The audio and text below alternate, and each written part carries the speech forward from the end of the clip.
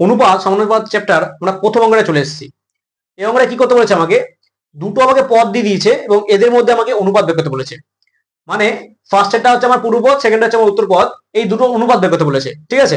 এবার দেখো অনুপাত বের করতে গেলে একটা জিনিস মাথায় রাখবে, আমাদের যেন এককটা যেন সেম থাকে। দেখো একটা মাসে আছে, একটা বছর এবং মাসে আছে, তাহলে যদি দুটো আলাদা আলাদা যদি তোমাদের একক থাকে তাহলে কিন্তু তাদের কখনো আমরা অনুপাত বের করতে পারবো না।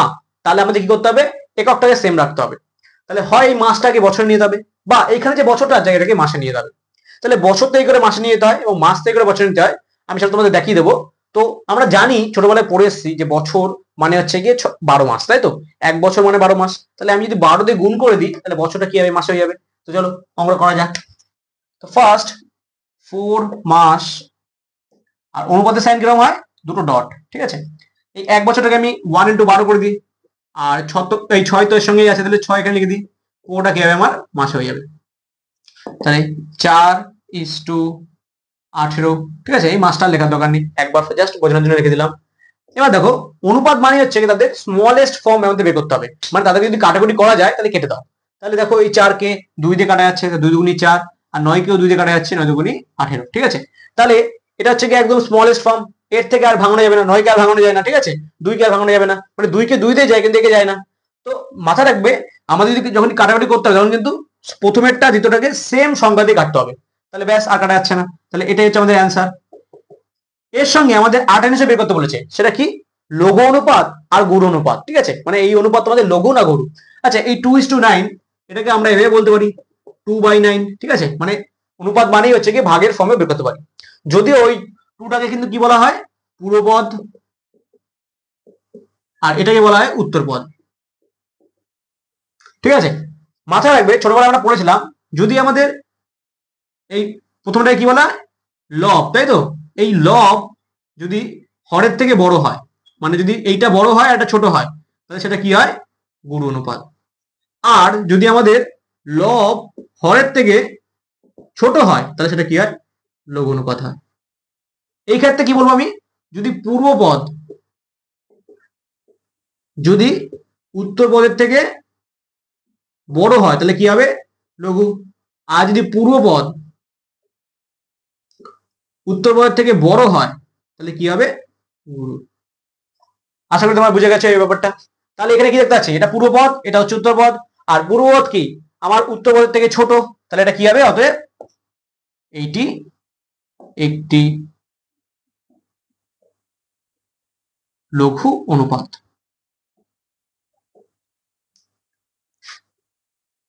নেক্সট অঙ্কটা চলে এসেছি, কি বলেছে অঙ্কটা দেখা যাক।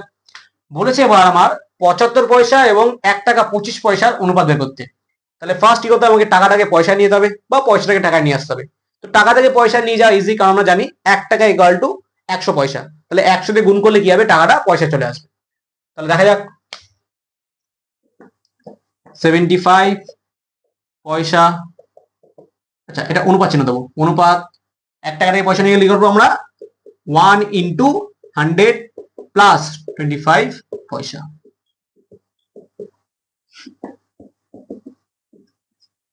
কত আসছে এটা, 125। এবার দেখো 5 দিয়ে কাটাটি যাচ্ছে, তাই তো। তো 5 দিয়ে কেটে দাও, 5 একে 5, 5 5 25, 5 দুগুণে 10, 5 5 25, 5 দিয়ে আবার যাচ্ছে, 3 5 15, 5 5 25, আর যাচ্ছে কি, আর যাচ্ছে না। তাহলে এটাই কিন্তু আমাদের অ্যান্সার। অনুপাত তাহলে কত, 3:5। সবসময় মাথায় রাখবে সব থেকে যে লোয়েস্ট ফর্ম আছে, মানে সব থেকে যে ছোট ফর্মটা আছে সেটা আমাদের নিয়ে আসতে হবে। এবার এটা আমাদের লঘু অনুপাত না গুরু অনুপাত, দেখো আমাদের পূর্বপদ কি ছোট, উত্তরপদ কি বড়, তাহলে কি হবে, অতএব এটা লঘু অনুপাত।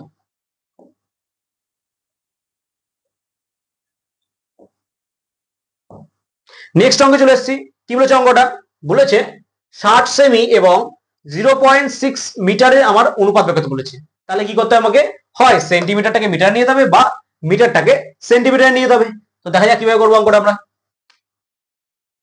60 সেমি অনুপাত, আচ্ছা একটা কাজ করি, মিটারটাকে সেন্টিমিটার নিয়ে যাই, তাহলে কত হবে এটা, 0.6 ইন্টু, আমরা কি জানি, kilo hecto deca metre deci centi, তাই তো। তাহলে মিটার থেকে সেন্টিমিটারে কতগুলো ঘর আছে, একের পরে দুটো ঘর, তাই তো। তাহলে 0 0, তাহলে কি হয়ে গেল, এটা আমার সেমি হয়ে গেল। এই পয়েন্ট তুলে দাও, নিচে কত চলে আসবে, 10, এই 0 0 কেটে দাও, কত আসছে 60 সেমি ইস টু 60 সেমি। তাহলে আমরা কি বলতে পারি 1:1, তাই তো। আমরা তো একক পরে লিখবো না, ঠিক আছে।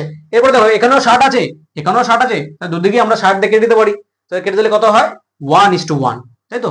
আচ্ছা এবার না আমার পূর্বপদ বড় না উত্তরপদ বড়, যখন দুটো পদই 1:1 চলে আসবে, দুদিকেই সমান থাকবে, তখন সেটাকে আমরা কি বলতে পারি, অতএব এটা সমানুপাত। সমানুপাত যখন পূর্বপদ এবং উত্তরপদ দুটোই সমান হবে, তখন সেটাকে আমরা কি বলি, সমানুপাত। নেক্সট অঙ্কে চলে এসেছি, কি বলেছে অঙ্কটা দেখা যাক। বলেছে 1.2 কিগ্রা এবং 60 গ্রাম এদের অনুপাত বের করতে বলেছে। চলে আসো, এটা কি লিখবো 1.2 অনুপাত 60 গ্রাম। কি হলো ব্যাপারটা, দেখো এতক্ষণ আমরা শুধুমাত্র উত্তরপদে চেঞ্জ করছিলাম, এবার পূর্বপদে করবো। কেন, কিগ্রা আছে, ঠিক আছে। তো গ্রাম থেকে কিগ্রায় আনতে গেলে আমাকে ভাগ করতে লাগবে, আর কিগ্রা থেকে গ্রামে যেতে গেলে আমাকে কি করতে হবে, গুণ করতে লাগবে। তো সবসময় মাথা রাখবে গুণ করবে, কারণ গুণ করাটা ইজি। তাহলে গ্রাম কিগ্রা থেকে গ্রামে যেতে গেলে কত দিয়ে গুণ করতে হবে, 1000 দিয়ে। কেন, কিলো হেক্টো ডেকা মিটার, তাই তো। সেরকম ভাবে কিলোগ্রাম হেক্টোগ্রাম ডেকাগ্রাম গ্রাম, তাই তো। তাহলে ব্যাস 1000 দিয়ে গুণ করলে হয়ে যাবে। পয়েন্ট উঠে দাও, এখানে 10, এই 0 0 কেটে দাও, কত থাকছে 120060। এই 0 0 কেটে যাচ্ছে, কত থাকছে 1206। কত থাকছে 6 দিয়ে কাটলে 6 দুগুণী 12 0 1। তাহলে এটা কিন্তু আমাদের অ্যান্সার। এবার এটা কি আছে, সমানুপাতে নেই। এবার দেখো আমাদের পূর্বপদ উত্তরপদের থেকে বড়, তাহলে কি হবে আমাদের এটা গুণানুপাত।